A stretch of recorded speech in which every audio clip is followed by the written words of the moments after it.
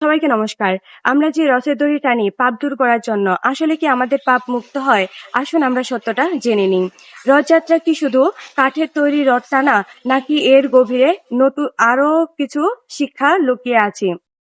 কথ উপনিষদ প্রথম অধ্যায় তৃতীয় বল্লী তৃতীয় মন্ত্র। আত্মা হলো রথের আরোহী, আর এই শরীরটাই হলো রথ।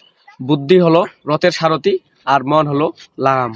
কথ উপনিষদের প্রথম অধ্যায় তৃতীয় বল্লীর চতুর্থ মন্ত্রে বলা হয়েছে, অর্থাৎ ইন্দ্রিয়গুলো হলো তাদের রথের ঘোড়া আর বিষয়বস্তুগুলো হলো তাদের চলার পথ। এখন চিন্তা করুন, যদি ঘোড়া বেপরোয়া হয়ে যায়, লাগাম ছিঁড়ে যায়, সারথি ঘুমিয়ে পড়ে, তাহলে রথের কি হবে? রথ খাদে পড়বে। ঠিক তেমনি ইন্দ্রিয় যদি নিয়ন্ত্রণহীন হয়, মন অস্থির হয় এবং বুদ্ধি নিষ্ক্রিয় হয়ে যায়, তাহলে মানুষের জীবন অধঃপতন হয়।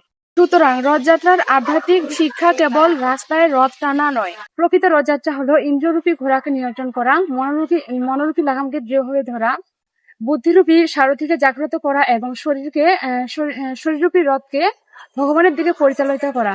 রথের দড়ি তো সবাই টানতে পারে, কিন্তু শরীররূপী রথকে ধর্মের পথে চালাতে পারে কতজন? এই প্রশ্নের প্রকৃত উত্তরই হলো রথযাত্রা।